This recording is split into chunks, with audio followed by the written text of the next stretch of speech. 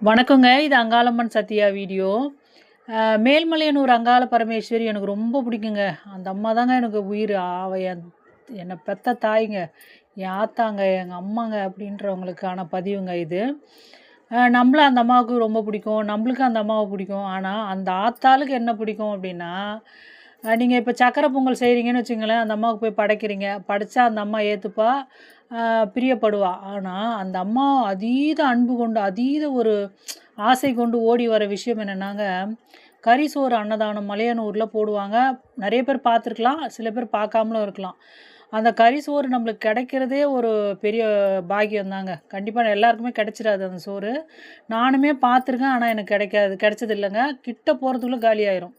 அந்த மாதிரி கறி சோறு அன்னதானம்ன்றது, ஆ பக்தர்கள் வந்து வேண்டிக்கிட்டு அந்த அம்மாகிட்ட, "இது செஞ்சு நடந்தா ஆத்தா, நான் இது கறி சோறு அன்னதானம் போடுறேன் ஆத்தா" அப்படின்னு சொல்லிட்டு வேண்டிப்பாங்க.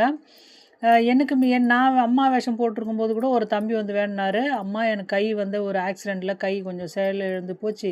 அந்த கை சரியாச்சுன்னா 2 கெடா வெட்டி நான் உனக்கு கறி சோறு அன்னதானம் போடுறேன் ஆத்தா" அப்படின்னு சொல்லிட்டு அந்த தம்பி வந்து சொன்னத நான் கேட்டேன். அந்த மாதிரி அம்மாவுக்கு வந்துங்க கறி சோறு அன்னதானம்ன்றத போடுறம்போது, அங்க என்ன ஒரு அதிசயம் நடக்கும்னு நான் சொல்றேன் கேளுங்க. நீங்க சக்கரை பொங்கல் கொண்டு போறீங்க, கோயில் கருவறையில எடுத்துன்னு போய் படைக்கிறீங்க. ஓகே, பரவால்ல. ஆனா, நீங்க கறி சோறு அன்னதானம் போட்டீங்கன்னா, நீங்க எந்த இடத்துல அந்த கோயில் எல்லையில எந்த இடத்துல நீங்க அன்னதானம் போடுறீங்களோ, அந்த இடத்துல அந்த அம்மா வந்து நிப்பான்றது ஐதீகங்க. கண்டிப்பா ஏதோ ஒரு ரூபம் கொண்டு அந்த கறி சோற வந்து அந்த அம்மா வாங்கி சாப்பிடுவாளாம். அந்த ஆத்தாலே நம்மகிட்ட வந்து சாப்பாட வாங்கி சாப்பிட்றான்றது எவ்வளோ பெரிய பாக்கியம் தெரியுங்களா அது?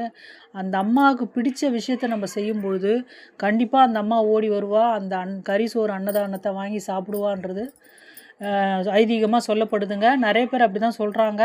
நீங்க ஒரு கோழி நான் வசதி இல்லாதவங்க. ஒரு கோழி கூட அடிச்சு அந்த அம்மாவுக்கு சாப்பாடு போடுறேன் அன்னதானம்னா, அந்த ஒரு 10 பேருக்கு நீங்க சாப்பாடு போட்டா கூட, அந்த 10 பேர்ல ஒருத்தியா அந்த அம்மா வந்து நிப்பான்றது ஐதீகம். கறி சோறு தாங்க அந்த அம்மாவுக்கு பிடிச்ச விஷயம். கறி சோறு அன்னதானம் போட்டீங்கன்னா மலையனூர்ல, நீங்க வேண்டுன வேண்டுதல் நடக்கும். அந்த அம்மாவே உங்க